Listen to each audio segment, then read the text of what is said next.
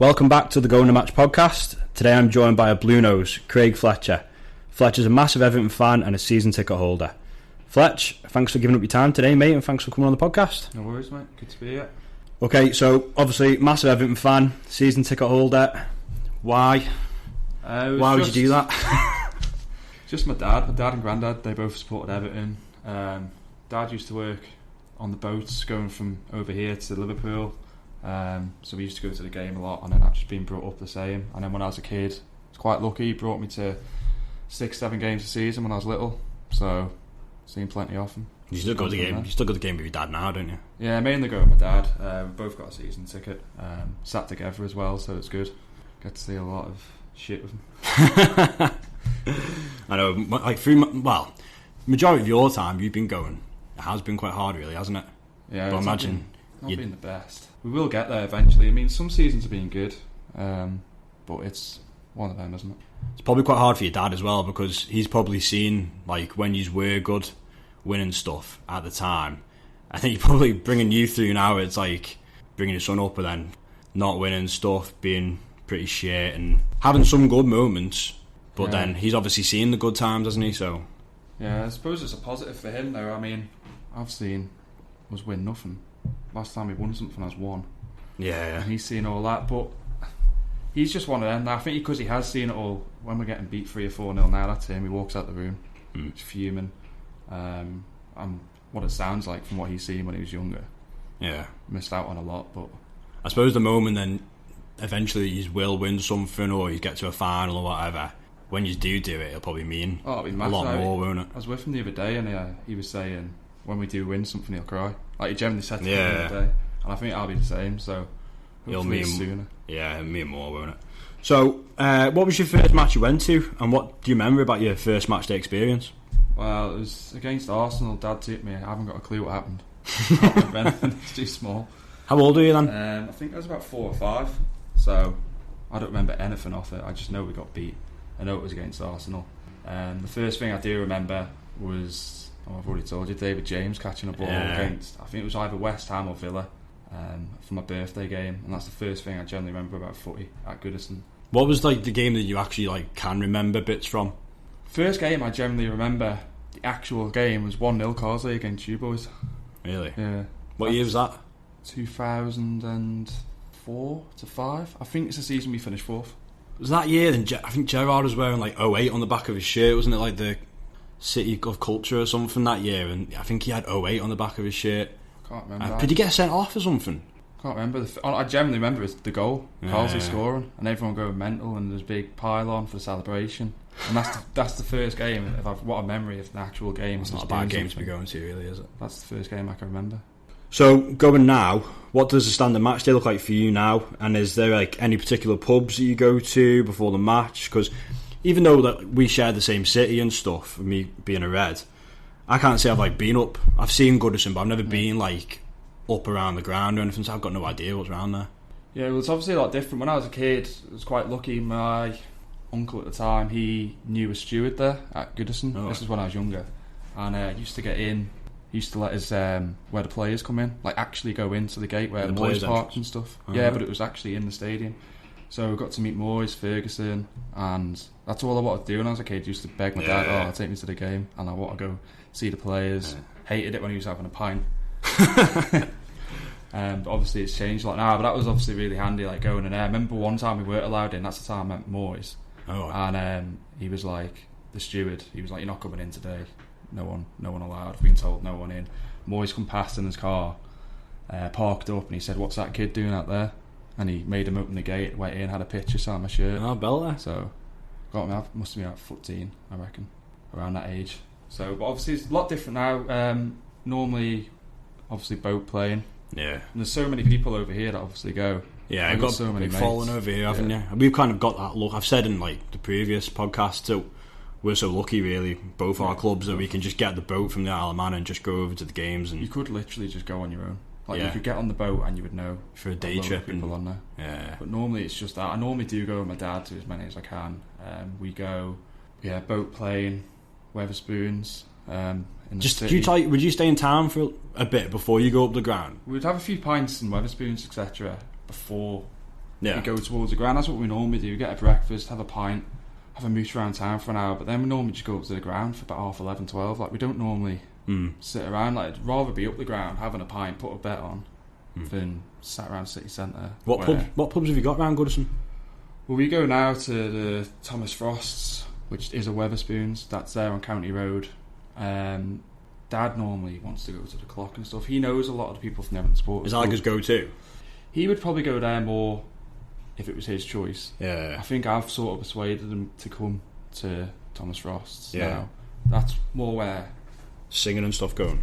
there's just people that I know more that go there. Yeah. If Swanee and that went, they'd be with me there as well. The Clock's got a few of the older lads from like the Everton Sports Club over here that they go there, and that's more who he sort of would speak to before the match and stuff. Yeah. But they're both next to each other, side by side, so it's sound. And then when we go more towards the ground, you've got the Winslow, which is literally next to Gladys Street there, so it's a 2-minute walk from our gate. Oh, right, okay. So we'll just go there before the match and out before, and then head in. So, obviously I know you got a season ticket a couple of years ago. So, were you on a waiting list for that, or was it a lot easier than expected to get hold of one? No, when I went for one, Kermode applied for one about 3 weeks before me, my mate, and I remember messaging him saying, where are you up to with that? Because I remember my dad saying, let's get a season ticket, and I think it was when we started putting plans out to get a new stadium, and he was like, if we get a season ticket, it'll be a lot easier to go, last game of the season when it's the final game at Goodison and things, and it's just easier to obviously get to derby tickets and stuff. So he wanted to go for it, and I was like, yeah, can do, we're never going to get one. And then I remember Kermode messaging me saying, I've just got mine, and he only applied a few weeks before me, so then I knew that I was obviously going to be close to getting one, so I reckon I got one month after I applied. Really? If that, yeah. I know there's a waiting list now, and I know that it's like record numbers that are like renewing every season. Do you reckon that's because of like everything coming with the new ground and stuff? Yeah, I reckon it's just, this last few seasons at Goodison, you're going to want to be there, especially the last season, whatever happens, and obviously then when we do get a new stadium, pretty much guaranteed now, because we had season tickets for so long that we probably will get on that in there with a season ticket as well, so I think that's why. So what were you doing before you got your season ticket? Do you have like a members set up? Or? Yeah, we've got one over here. It's pretty easy to get tickets for, to be honest. if you ask them well in advance, June's the one who mainly runs it there. If you ask him for a ticket, say a few weeks before the game, I'm talking about 3-4 weeks, 4-5 weeks, whatever, then he'll sort you out a ticket easy enough. Most mum, sister, they're members there as well, so she always wants to go to the derby and stuff as well, even with my dad. And I remember last season we applied for 5 tickets and we got them all. That's mad. Yeah. But you're not always that lucky. It is, you just got to get in there at the right time, and they've obviously been members of it for a long time. Did you go to the last game of every season as well, a home game every season, don't you? Dad, sister. Yeah, it's like a family thing. Yeah. Because every time, obviously, I've mentioned like on other episodes how hard it is to get tickets for us. It's like you can get pairs and stuff, but very rarely you'll get like 3 in a row, or whatever. And you're always like, it's fucking mad how hard it is to get tickets like that. Because obviously it's a bit easier for you to get tickets, isn't it? But it is easier, yeah. I kind of get like a bit, I don't know if jealous is the right word, but you can get your tickets that easy, and it's so hard to get tickets for us. But if you want a ticket for a big game, so if you're talking Liverpool, them sort of games, it isn't as easy to get one. You look on StubHub, and especially for the derby last year, it was a ridiculous amount. People charging like 250, 300. Yeah, I remember Benno asking for one. It was just a stupid amount of money that you'd have to pay for it. I reckon with that, and if you are doing better, it is harder to get them. I think it is just easier at the minute, because if you are playing someone like Palace at home, what's on it? Yeah. Absolutely nothing on it. So that's why I think you can get tickets easier. Like our last game of the season this year that we tried to get tickets for, and we did, it was obviously going to be Bournemouth, so it's not too hard to get them. No. One thing I kind of wanted to touch on, kind of with the club in a whole, is like kind of like what a lot of respect that I have as a Liverpool fan for Everton and everything they do in the community. I think Liverpool have kind of got a lot better in the last couple of years. Things with food banks and stuff like that, and they're doing a lot more things for the kids and stuff. But Everton have always been really good at that, haven't they? Yeah, they win so many awards for it as well. But even things like, do you remember when Naismith was there? Yeah, he did so much for like the homeless, and when it was Christmas time, he was doing so much for them. And they do well. Like even when Goodison does go, I know they want to do something with Goodison. They're going to turn it into a park, and it's going to be some community centre. Yeah, and then there's an Everton community thing around from Goodison, I mean, they do loads, and it is just everything they do, even for the fans and stuff. Yeah. I mean, when it was lockdown there was no more football. Like, they rang me, we're going to refund you your tickets. Yeah, you can give this to everyone in the community if you want. So straight away, because it was so quick doing it, you give a percentage of your games back to Everton community, because you know that they're doing you a favour. You see other clubs struggling to get their money back and stuff. A lot of people kind of take the piss when you say, the People's Club and stuff like that, but I think you've kind of got to take your red tinted glasses off, or whoever you do support, and say, you've got to have a lot of admiration for Everton, and what they do in the community is great, isn't it? No, they put a lot back in. Like, a lot back in. And the fans will probably give back, and you know what I mean? Even though these haven't been that great over the recent years, because they care about their fans, it goes a long way, and that sort of thing's gone in football now, for me. It's all about money, and... It's still a family club. Like, you go there, and everyone just feels... Does it feel like that when you actually go to the ground? No, it doesn't if you're getting beat, like... Nah, I think... But no, in the pubs and stuff, like a togetherness sort of thing. I just think, like, when you go, everyone just cares about Everton. Like, everyone wants them to do well. I think everyone does kick off so much. You hear about everyone when they go to the match and, like, they're giving the players a load of shit. It is because they care. Yeah. And it's not... It's just a family club. Yeah. And it needs to start getting better.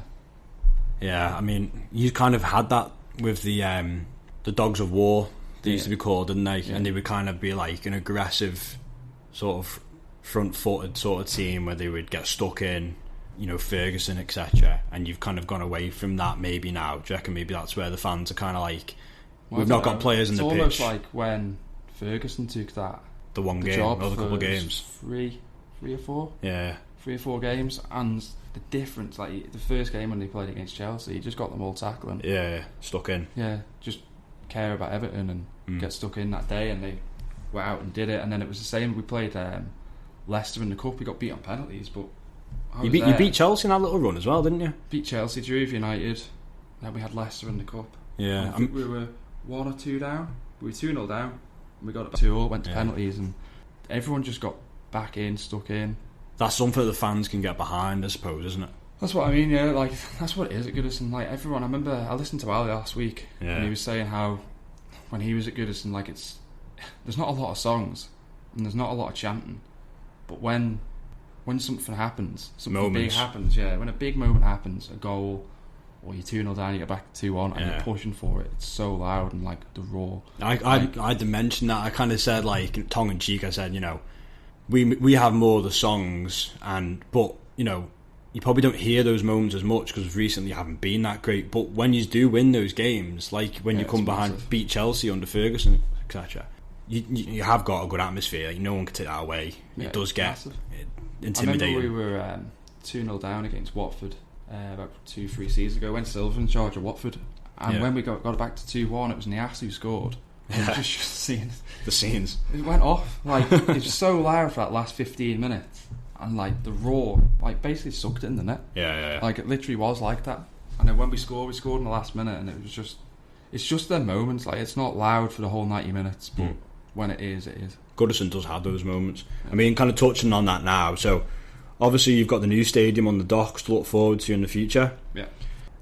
What are you most looking forward to about that? And do you look at these other clubs who've left their ground, such as West Ham and Arsenal, and kind of fear about how it's affected them? I think for us it's good. I mean, we're going to hop off the boat now, it's next to us. Yeah, well, do you know what? Funnily enough, I was saying that to the boys the other day when I was watching the boats going out, and I was thinking, so easy for you boys, isn't it now? You're not going to miss a boat, you've got no excuse. Class.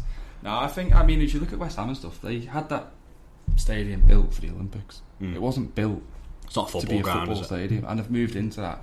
So I don't really think you can compare us to us. I know Arsenal took time to get into it, but the fellow who's designing it, he's designing it to be the fans close to the pitch. Yeah. Like, he's going to build it so one of the stands is almost like the Dortmund wall.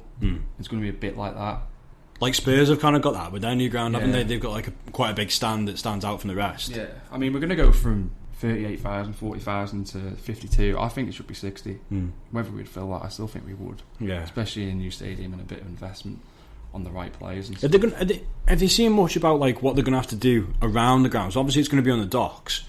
pub wise and stuff like that. I mean, I know it's only going to be like a short walk into town, but they're going to have to build, around the docks and stuff. Build things around at pubs, etc. I mean, I read something the other week there that's going to be 15,000 new jobs. So that's not going to come without investment around. Yeah. I was around there recently. There's not an awful lot around there where it's going. So they are going to have to pump money in, put pubs there. But you've got the city centre right next to it as well. Yeah, that's it. It's only a short walk, really, isn't it? Although you probably do want to be around the stadium more. There will be things to do there, and it will be a lot better. I don't really want to leave Goodison. I mean, I love going there still now. Yeah. Like, you still go there now and you feel like you did when you were a kid. But it is probably time to leave at the same time. Like, you see what fans think when the away fans go there. Yeah. And they come back and they're like, what is I think it's great. Like, obviously, if I put myself in your shoes, I think the only thing I would worry about is the atmosphere thing side of it. These newer stadiums, it does seem harder to get an atmosphere. Yeah. Whereas your traditional, grounds like Goodison, you're closer to the pitch, it just feels more hostile. I think, I look at it and think, it's great for the city. I'm not bitter about, obviously, he's getting a new ground. I think, it's going to bring jobs. It's building Liverpool up as a city as well. Yeah. It's great for everyone. But yeah, if I was an Everton fan, I think the only thing I worry about was maybe the atmosphere wise. But it'll come. Like, until you move, you won't know. And I think it'll be fine. Like, I think once you move, it gives you a chance to invest more in players. It brings a bit more excitement there. I mean, first season, once you're there, everyone will be want to play a part of it. Yeah. And although you don't want to leave Goodison, it will help maybe attract new players, more investment, bigger sponsorship, jobs. Ultimately, the atmosphere comes from the players on the pitch. If you're playing well, do you know what I mean? Well, if you get the ground in, Ancelotti starts bringing in good players, you start playing better football, the atmosphere will come naturally, won't it? Yeah. I mean, even if we're new stadium, it's going to be nearly 15,000 more or whatever we're getting in now. Yeah. I mean, that's surely got to bring more noise. Ups your revenue as well. How it's built and whether it keeps the noise inside it. Yeah. But I mean, look at the pictures off what they've drawn up for it. It looks unreal. It does look good. Like, it looks unreal. Like that there when you go on a Monday night or whatever, or a midweek game, is going to look so good. And it's going to look, when you're coming off the boat, it's going to look a sight coming off the boat, even for us. Well, yeah. To be fair though, they've done up Goodison recently. Like, Mashiri's put a bit of money into that on the outside of it. Like, it has been done up, and it looks a lot better than it did 5 or 6 years ago. He's kind of stuck to this project, isn't it? When Mashiri came in, I kind of thought it might have been flash in the pan sort of thing, but he's still there, but it's just putting the right money on the pitch. Yeah. Which hasn't happened.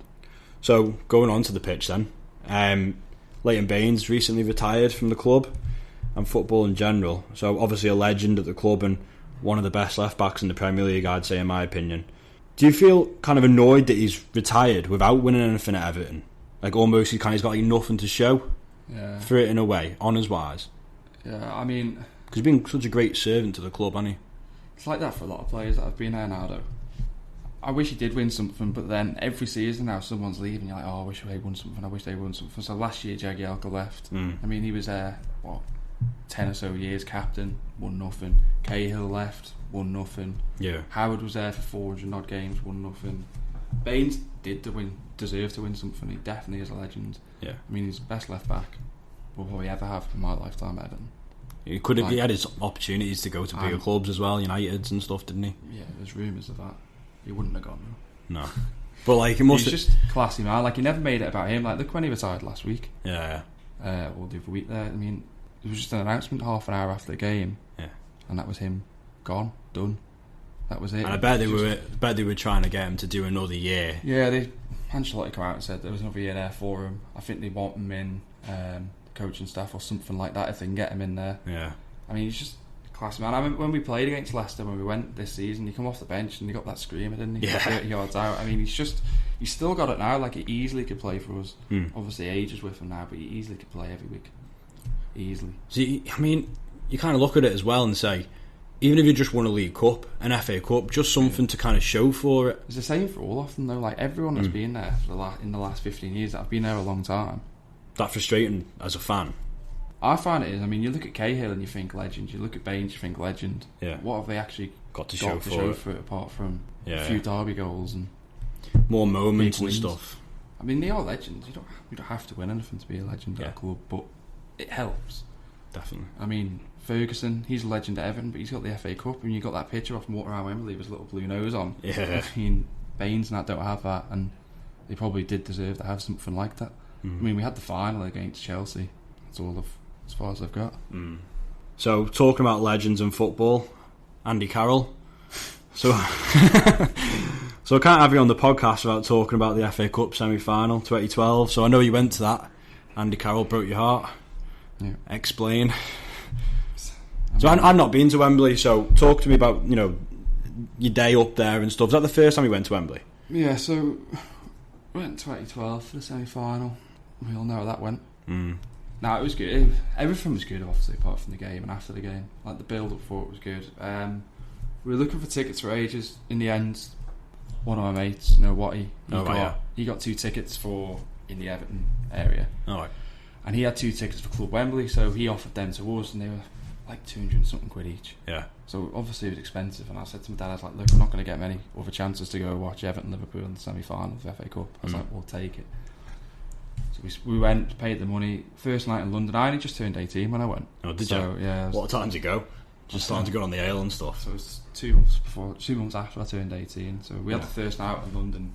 Because it was obviously so expensive, what he said, you can stay in our room. So me, Ryan, Watty, and my dad all stayed in this one room. We stuck in the hotel. I put our bags in. Went out in London for the day. Went out at night, and then I couldn't get anywhere because everywhere we were pretty pissed. But they were like, "Oh, it's over 21 only, over 21 only." I didn't know that was a thing in London, and they're like, "Yeah, you're not coming in." So I said to my dad, "Right, I'll take you home. We'll go home." Took him home, arguing with me. You can't find the hotel. Where's the hotel? It's already kicking off. I knew he was pissed. So me and him get on the floor in the hotel, and Rammer and Watty stayed out. I wake up the next day, and they're all in the bed, the 3 of them, and they let me in. I'm like, why you let me in the bed? So we were out that day, and we were in a big beer garden in the before the match. All the fans, there must have been like 3,000-4,000 of us there, and it was good atmosphere. And then obviously went to the game, but the game was just Club Wembley. Just didn't feel like you. It felt like you were there, but it's like the VIP box. Is it a bit corporate? It isn't there. Like, you weren't supposed to. I don't think I did actually. I don't think you're allowed to wear Everton tops. Oh, people did on the day, but you're not supposed to wear footy tops.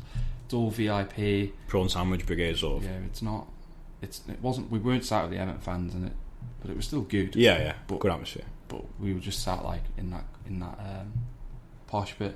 My dad was still definitely pissed there. We sat next to the 2 kids before kick-off. These 2 kids next to him, and they were asking him something. And my dad was eating a packet of crisps, having a pint. I turned around, look at the kid, and there's all crisps in there. But during the game, we were just time wasting and stuff. I remember we went 1-0 up. When 1-0 up in 1 minute, didn't you? Was it 1 minute? First half. It was very early on. So I remember it was like half an hour in or something, and Howard was getting the ball and just time wasting with it. Like 1-0 up. Pure Everton fashion. For it. That was it. That was what Moyes obviously wanted to do. 1-0 up and just hanging on. So I've listened to Carragher's podcast with Tony Bellew on the Greatest Games, and he was saying that obviously you were probably a better team than us there. I think you were higher in the league. I think you finished above us that season in the league. I think we got to the League Cup final, we won that. But Carragher said that he remembers going up to Wembley and all he could see was blues, because he felt like Everton had the best chance they've ever had of beating us. He felt like they had you definitely had a better team than us. When you walk up Wembley Way and like you look at it, it is just, and you're heading in towards like that semi-final, whatever. It's massive. Like, you get such a feeling inside. Especially if you go 1-0 up in the first minute, Yeah, but then after that, look at it. Went 1-0 up against Chelsea in the final, didn't we? A few years before. Yeah. Look how that turned out. It was just hanging back. Like, every time we did do that under the Moyes, that was it. Just sat back on it and hoped for the best. It just was never going to work. I mean, as soon as Carroll came on, you could tell what was going to happen. It's like written in the stars, wasn't it? So I remember that going in, to be fair, and you just feel sick. I went to the United semi-final when we played United, and they scored in the last minute. It was at Martial. And that was a month after I broke my leg. Oh, so I was there in a wheelchair. Tickets we got were right up the top of Wembley, literally the last row. And I'm there in a wheelchair, hopping up all the stairs. I think I remember you going to that, yeah. Nightmare it was. Even that, like, you go there, that was Martinez's last season, and you get to the semi-final, you got all this hope. We absolutely battered them when we were 1-0 down, and we battered them, missed the penalty, got it back to 1-0, and you can only see one winner. It was us last minute. same repeat again. You just feel sick. Like, it doesn't ruin the trip, but it does ruin the trip. Yeah, like, you sat in the pub after it where you should be like celebrating and having a great time, and you just sat there looking at each other not speaking. Yeah, like, it's shit. I suppose it's probably more heartbreaking for us. You know, Andy Carroll, he was nothing to us really. Then when we just signed him, he hadn't done anything. That's made him a kind of a cult hero at that time. Obviously, we all know how it ended. But yeah, it's like sickening blow after sickening blow for using those sort of games, isn't it? So close. That kind of defines the Moyes era, really, doesn't it? So close, but yet so far. Well, you've got that. You've got the FA Cup semi when we nearly got in the Champions League. The FA Cup final. Everything but anything. Yeah. So touching on Moyes again, then. So obviously he leaves the club in 2013 to go on to manage United. So his successor Martinez comes in. How did you feel about his time at the club? And were you excited when he came in? When he first came in, I was dead excited. Like, I remember when Kenway sat him down in his interview for his first press conference, and he said, "Get you the Champions." Yeah, Moyes said, "I will save you from relegation." Martinez said, "I will get you Champions League," and you just felt like famous last words. We were close to it. You were close. I mean, that first season, probably honestly the most exciting season I've had as a fan, me personally, in my lifetime, because obviously so close near the end there. Like, I remember we beat Arsenal 3-0 with about 4 or 5 games to go, and that put us a point behind them, and it just got everyone so excited. Once we won that, I booked every game for the rest of the season. What, to go and watch them? Yeah, you just booked every game. Next one was Crystal Palace, so we booked that midweek. Got beat, so that was out of the top 4 race straight away. But with them 4 games to go, we couldn't have got close. Like, at the start of the season, obviously he brought in Lukaku, McCarthy, Barry, all on loan. There was that song going around, I signed the players on loan. Oh yeah. But like, got them all, and they all turned out to be such good signings. Lukaku was superb, wasn't he? Like, so was Barry. Barry's unreal. Like, you come in and you're like, "Oh, Barry." I didn't think much of him when he got him for what we're getting him for. Was Mashiri in charge then, or did he not come in then yet? Did he come in like during the time, maybe? Mashiri come in Martinez's last season, I think. In and around then. It was Martinez's last season, because I remember. So what I'm trying to get at is he didn't really have lots of money to spend, did he? Because he got Lukaku on loan initially, didn't he? Yeah, so Lukaku was on loan, Barry was on loan. We bought McCarthy for 15 million, and that was pretty much it. That while we brought in Alcaraz, didn't he? Kone. I always remember you under Martinez having that really good spell in the Europa League. Didn't you play Lille or then? That was the season after. But the season, his first season was like, we played such good footy. Obviously, we went from Moyes. We did play good footy down the left with like Pino and Baines, but Martinez had his passing from the back, and we were just winning so many. I think we won 7 games away in a row. Like, we never did. Like, look at us now; we can't even score from away from home anymore. I mean, that just got us going. I remember going to the City game, last game of the season for that, and just you'd walk around the pitch, and I reckon that's the lads of Goodison. I generally mean a one off them, like singing Martinez's name when he was walking around. And the next season, obviously, we went on that European run to the last 16, and then we got beat by. Did you think then, when he was in charge, that you were going to go places, or did you kind of just feel like he'd kind of done what Moyes did and just cemented his challenging for Europe? Did you think he'd go on to win a cup? Definitely thought we were progressing. Yeah. Especially that first season or so. The second one, a crap league finish, so felt like we took a bit of a step back, and obviously we signed Lukaku, Barry and all that on permanent, so you felt like we were going to maybe progress a bit. But he didn't have much money. The first season, when we were doing so well, that was just a change. Like, we needed to step up after that, and we didn't. I mean, his third season, which was his last one, we got to the semi-final of the League Cup and the FA Cup. Yeah. But that was a crap league finish. I think that was it then, because it was 2 crap league finishes in a row. They just wanted him out then, the fans. I was on the fence. Yeah. I was on the fence. I would say if we could have got the right manager in, I'd have said got rid of him, but we took Koeman. Yeah. And look where we went from there. So I would have rather him had another season just to see where it went. But there was all names like Mourinho flying around when Martinez went. So it was one of them. So you touched on Koeman there. So obviously, kind of know the managerial roundabout you've kind of had now. So you've had Koeman, then you had Big Sam come in, and then Marco Silva. So kind of take me through each of those managers and what big mistakes you make. So Koeman comes in. Obviously, we touched on Mashiri. It's bringing his money in, then he's trying to invest in the squad. What do you think his main flaw was? Just buying too much shite. Koeman was just a flaw in getting them He himself. bought about 5 number 10s, didn't he?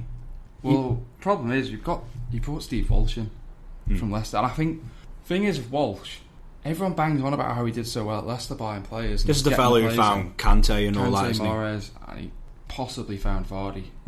When he bought all them though for pennies. Yeah. He was finding them like when Everton were finding like Cahill, Pienaar, Baines, when they were buying them on bargains, and Moyes was getting them, and look how they turned out, like brilliant players. As soon as we got money, we've been spending it on like 30-40 million pound signings, where there might be a 5 million sign that could do a job. Like Gay was 7 million. I think Walsh, that was one of his first signings, and he turned out to be unreal. But Koeman just didn't want to be there. I don't think. I think he wanted to use it as a stepping stone to go to somewhere like Barca. I think he did so well at Southampton, had the chance to go to Everton with money. If he spent it wisely and got his 5th, 6th, that was him. Oh, I'm going to go off and manage a big club. We are a big club, but you know what I mean? Yeah, Barcelona, go somewhere back like that. I think that's what he was pushing for. He had the red Christmas tree as well, didn't he? So he didn't really start off well, did he?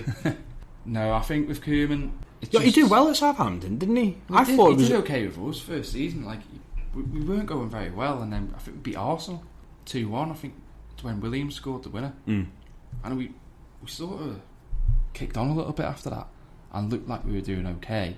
But the season after, the football we were playing, that's when we went into Europe and we bought Rooney, Sigurdsson, Schneiderlin and all that. Sandro. Yeah.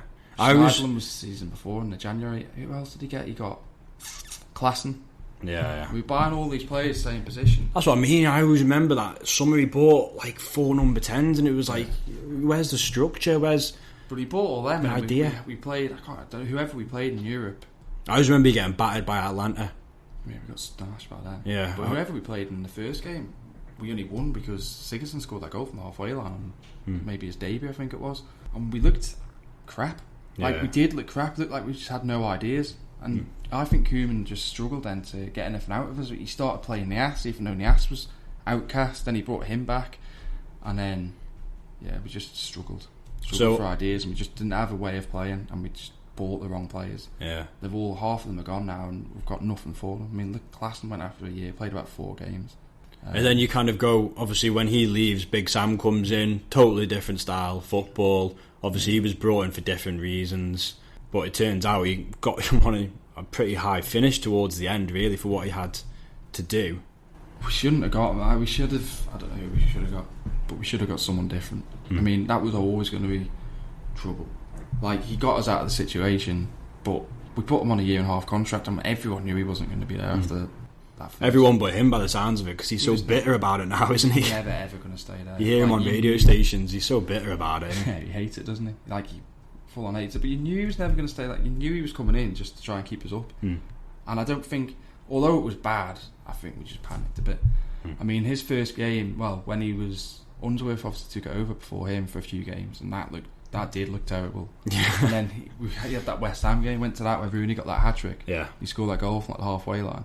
That was unreal, to be fair. Like, not the way we played, just watching him score a hat-trick and the goal. Moments again, isn't it? But even Allardyce, he says, when I come in, it was that West Ham game. But it wasn't. Yeah. He wasn't there. He was just watching that day. Like, he's just a bit... Yeah, Gravy Tits has kind of got his head up his arse, really, hasn't he? We weren't playing good football with him. Remember the derby? Yeah. When Calvert-Lewin got that penalty, we just sat back, had that one shot, took the draw. Although the draw felt good because of what we did. We did fuck all in the game, but again, this is kind of what I'm trying to get at. There seems to be in the hierarchy at Everton no idea of what you want to go forward. So you get Martinez in, he plays a certain style. Koeman very similar. Big Sam comes in, and then you get Marco Silva next, who was kind of an upcoming manager then, really. But I did really want him. You did? Like, I was all for him coming. I remember when I was in Florida when we first put a load of money in for him when he was at Watford. I don't know, even that was 6 million or so. We put something stupid in for him, and they were like, no, he's not going. And then we put something like 8-9 million in for him. Like, we really wanted him. Obviously, he got sacked by Watford, but when he was available, like, I just thought, who are we going to go in for now? And if we wanted him that bad, Mashiri really, really wanted to get him. So I just felt like if that's who he wants, that's who we should get. And even his first season, slow to get going with, but we just finished strong, just like we did with Koeman in his first season. We finished strong, and season after, just looked like we ran out of ideas. It got unlucky. Like obviously we sold Gay, didn't replace him. We got that Gavin in. He's been injured for the whole season. Played 1 game, 2 games, if that. I kind of compare. Take Big Sam out of the equation there, because obviously we know what he came in to do, and compare Koeman and Silva, and they did. It's kind of like Everton haven't really learnt from their mistakes. They obviously want a particular style of play, and that's fair enough, but then they're going to hand these managers so much money in certain positions. I think the only one you can really probably say that's worked is Richarlison. Yeah, well... And it's kind of just buying bit part players with no actual structure and idea of playing. You buy Lukaku, when he goes, we never replaced him. Yeah. Like, we never replaced him there. And ever since then, we've never really had a proper goal scorer. Who's come in now? I mean, everyone goes on, Calvert-Lewin's not the man, Charleston's not the man, but they're the only two that have scored that many goals between them since Lukaku's left. We've never replaced him, and that's been a massive problem. I mean, Koeman there in his second season, you've bought all these players, signed Sandro, got Rooney back, and then we ended up relying on Nias getting the odd goal, which... So, like, recruitment's really your main issue, and you're not the only ones. You know, United and Arsenal have both had a bad state of affairs when it comes to recruitment over the last couple of years as well. If Mashiri's wanting to build a stadium, he's wanting to build something big, recruitment's such a massive thing in football now that needs to be looked at big time, because in the last 5 years, I kind of think not enough, and this isn't me being biased at all, but I don't think enough has been made about how much money you've spent, and you've gone backwards, really. Yeah, but it's about taking them out. Now, I think now we have got Ancelotti, I can see where we're going to not go, but I can, he's already got rid of Schneiderlin, Martina, Stecklenburg, like, they've gone. Obviously Baines has left, but Baines isn't part of that, but the dead wood are starting to, like, Schneiderlins of the world and stuff. Yeah, they're starting to go now, but it's whoever we replace them with. We can't buy another player for 30 million, 40 million, and they're going to be deadwood. Yeah. We need to start buying players that we're going to be like, bloody hell, they're going to be the team for the next 5 or 6 years. Like Richarlison, players like that. But Marcel Brand's come in after Walsh, and I don't think he's done too bad a job. I just think it never worked out with Silva, and because he's left, it never really works out when a manager comes in halfway through a season. Yeah. I don't think. I mean, Ancelotti come in, he's playing Sidibe right mid for the first 6 games. It shows you how many options we've got. He's kind of probably making a message to the board there more than anything. Right mid, to be fair to him, but it's just, that's obviously not the answer. We need to start buying players that are going to be there and bring us forward. But Marcel Brands and the players that he's brought in, I don't think have been terrible. He's brought in Dine, Gomez, Mina. People split opinion on him. Charleston. So the players that we are bringing in are okay, but everything around it's just a lot of dead wood. I mean, Davies. So you said about Ancelotti coming in there. So is it an exciting time now to be a Blue? Are you more optimistic? Do you think those sort of mistakes that the club made in the past won't get repeated under Ancelotti? Because I'm not being funny, I look at it now and think, if you can't do it with Ancelotti now, something... And it doesn't have to be in the next year, it can be in the next 3 or 4 years, but if you can't do it with a manager of his stature, you tried kind of every avenue. I just think if like you said, if it doesn't work with Ancelotti, then who is it going to work with? Yeah. I mean, I'm excited. I think it's going to be really good. Like, everything that he's done so far, like, when we get beat, you listen to him, and a lot of managers make excuses. He says how it is, doesn't he? That's a lot what's happened at Everton. When something goes wrong, or we get beat and it's an embarrassment, they're very quick just to be like, oh, it wasn't our day, we were unlucky here, Silva did it a lot, we were unlucky there, we should have had a goal there, that wasn't offside, things like that. Where Ancelotti will be, to be fair, Martinez used to do it. I used to compare, obviously we had Rodgers when you boys had Martinez, and they both, I remember it, like, they used to just come out at the end of when games they'd lose, they'd go, oh, this was at fault, that was at fault. Klopp and Ancelotti, they will just say how it is. If someone's been shit, or they won't name them, but if something's not worked out, they'll just go, it hasn't worked. Well, Martinez had no plan B though, and he would nenever admit that in his interview. He would always be, like you said, defending how they played and stupid excuses. An excuse of why it was they got beat. Ancelotti excites me. You have to back him though. If you back him, we've got every chance of getting up there and being successful. But if you don't back him, then what's the point of having him? There's no point bringing Ancelotti in and everything that he's won and saying there's 10 million or sell to buy which at the minute, we'll see. Like, I don't know who we're going to get at the minute. We're linked to so many players. We always are, but it's Ancelotti's probably going to get more time, and he deserves more time, because your Koemans and Silvers haven't kind of reaped the rewards that he obviously has. Yeah. You've got to give him time. It's probably the toughest window ever, because with COVID, he's not going to be able to maybe get rid of as much of the deadwood as he wants to and bring these players in. Obviously, not many people are spending and stuff at the moment, so it probably is hard. But you've got to give him time, especially with getting the new ground. You need to be playing some attractive football, getting into Europe again. But I think he'll attract it. I mean, if there's young players out there that want to learn, good enough, and they're going to improve us, and we can go out there and say we want them. The fact that they can go train under Ancelotti, that should tempt them to come. That should be enough to say, right, I'll give it a go. That's why I think people like Charlton, they're going to improve so much underneath him. Yeah. And all these younger players, they're going to want to be there and want to stay and want to learn and push us up. I mean, we couldn't have brought anyone bigger in. There's no one bigger we could have got. Yeah, this is what I'm trying to get at. Like, and if it doesn't work with him, you know, where do you go as a club from there? You know, interesting one, really. Him, I think you've just got to go back to someone like Ferguson and just make it. The thing is that, though, he won't be able to bring in players, and we've got this money to spend. We've been moaning ever since Moyes was there about we need money to spend. How Moyes used to always just go buy all these couple of £1 million signings, these bargains. Maybe, like I said before, maybe that's what we need. Maybe we need a few bargains in with the more expensive signings and not just spending 40 million on players. Yeah. So, like, say for like the last 3 or 4 seasons, you've kind of got to the end of them and thinking, you know, right, that season was shite, but, you know, next season we're looking forward to this and the other, and then, you know, you'll have another disappointing season again. Is that side of things become in the last couple of years quite boring as a fan?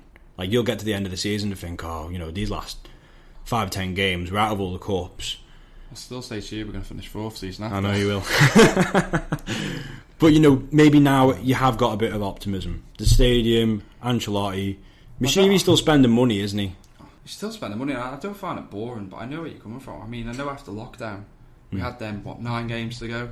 Yeah. After the first 2, it was like, oh, we're doing okay here. As soon as we lost one, and just watching how they were all playing, it's like they didn't care, and it was almost, you were ready for the season to finish there, especially this season when you couldn't even go watch it. But we just need something where we are fighting for something towards the end of the season, and I think that's why Ancelotti was trying to get us this year to be pushing for Europa League, to keep it interesting, to keep me going until the end of the season.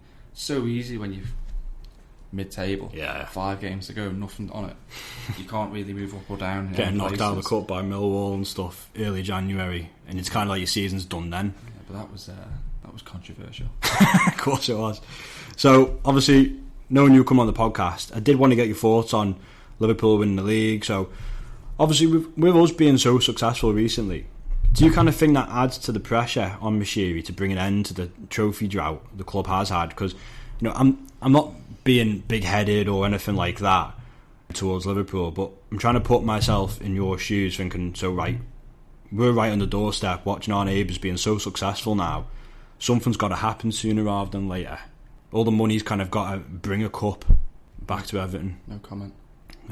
I mean, you were quite lucky this season, especially just the 20 odd points. But do you not a jealousy, but do you kind of think if something doesn't happen in Mashiri's time, if something doesn't happen in his go? time, it is a failure. I mean, watching news, is it difficult? And I don't mean that in a biased way. I mean, I know I'm bitter. You all are, aren't you? Apparently so. I know I'm bitter-ish, but obviously seeing all my mates when they do celebrate, like, listen, the last 2 years we've only been successful, so we have had our smaller drought.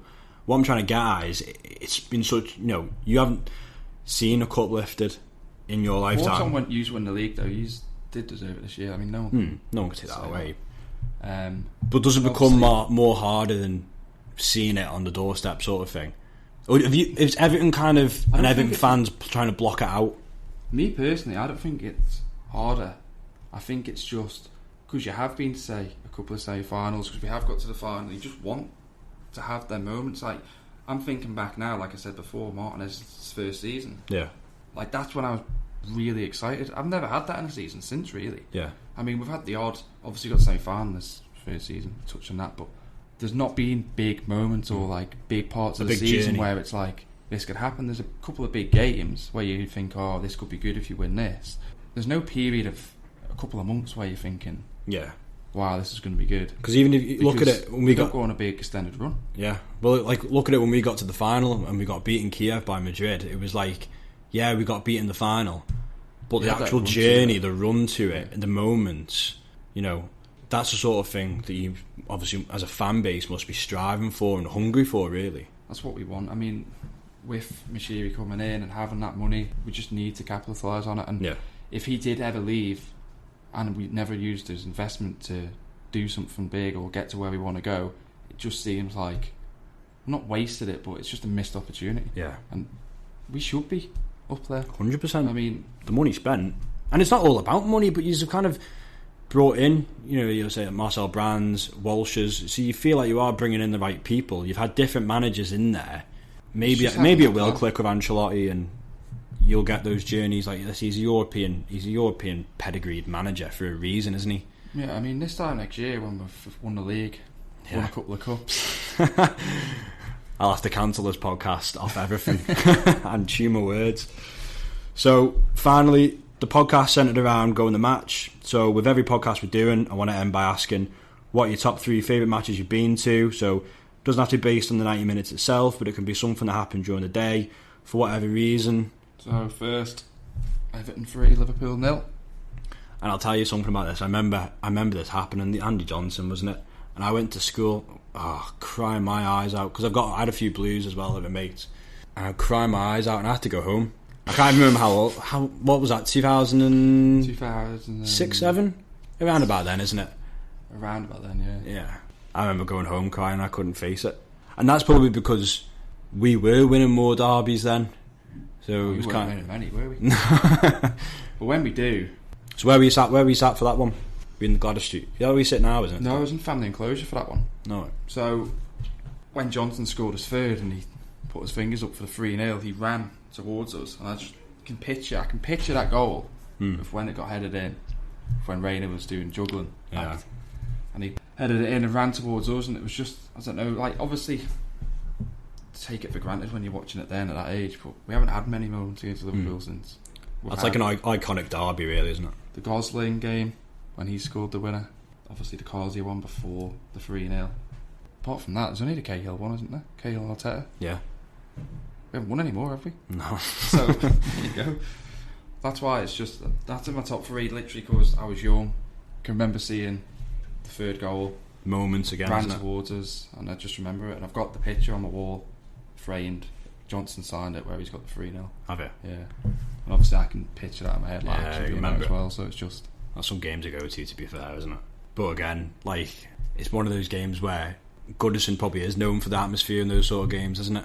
Can you remember the atmosphere for that game? Because you'd be young, wouldn't you? No, that's why I can remember it for the first one. That game I can remember, you know, when we were saying before, the 1-0 against Liverpool when Carsey scored. I remember that because it was just taking it all in. Oh, it was bouncing, like the place was shaking. Like they say Goodison shaking, it does shake when it's big like that. It was just, it's made of wood, isn't it? The 3-0, I remember the game, but still young. Like, still young. I can remember the Johnson. I remember us going 2 up, and I remember bits about it, but I don't remember, say, the atmosphere of the actual match that day.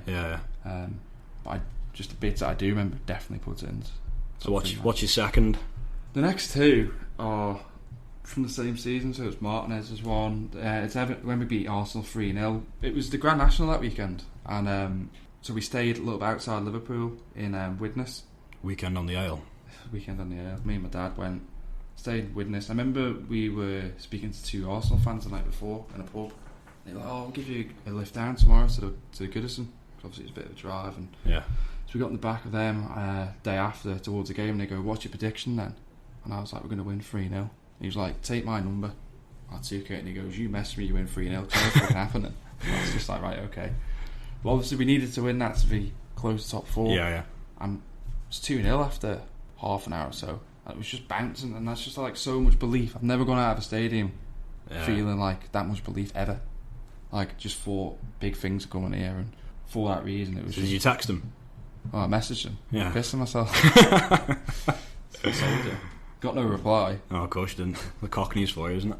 And then obviously the next game after that it was just the last game of the season. So because of that, booked every game for the rest of the season. So I wanted to go to the Hull game, which is away. So that was the last game of the season. So I signed up to be Hull City. I remember this. Hull City. It didn't work, didn't it?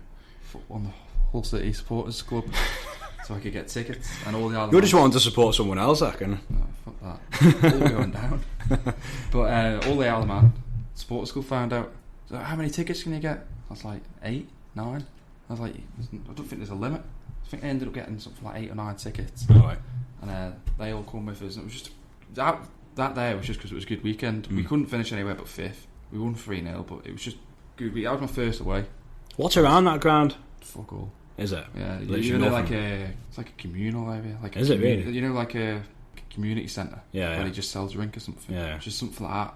Kind of bang in the middle of nowhere. 10-minute walk from the ground or something. Genau. All the away fans are in there. It's obviously good being there for the away fans, but it wasn't like... Because they share their ground with like rugby as well, don't they? So it's kind of a mismatch of a stadium, isn't it? But it was just that reason, that game. So did you win that game? 3-0. Yeah. 3-0. And then, because of that, that's how I ended up going to Wembley to try and get there for the whole playoff final. You're definitely trying to support someone else telling you. The option was there. Yeah, I suppose, fair enough. And you had a bit of a story with that as well, didn't you? Yeah, so we were going to... got won tickets from work to go watch the rugby game. So same weekend was the playoff final. I was like, should we go watch that? Could get 6 tickets here. So people obviously don't go watch Hull. All the tickets I can get. So, like, yeah, let's go. So we went a day early and the fog come in, so we couldn't get off the island. So we ended up landing and the kick-off already happened. We're like, will we make it to taxi drive? I was like, yeah, of course you'll make it. I was like, I don't think we will. So he pulled us up, honestly, about a 10-minute walk from Wembley. He said, I can't get any closer. And I was still on crutches then from my leg. Oh, yeah. So crutching along to the ground. Got outside and all you heard was, and obviously scored. Everyone celebrating, was going off. And like, nah, they've scored, can't get in. It's 5 minutes to go or something. You couldn't get in the ground? Wouldn't let us in because they scored. They said no. So all the other away fans, not the away fans, but whoever they were playing, they all started flooding out, so they wouldn't let us in. Okay, now what a nightmare. Touched all the way there, sweating all from the Isle of Man all the way to Wembley, couldn't get in. So I think that's a good way to end the podcast there. So thanks, mate, really appreciate you giving up your time today and coming on. No worries, mate, anytime. If you haven't already, please subscribe, follow and share, and of course leave a 5-star rating.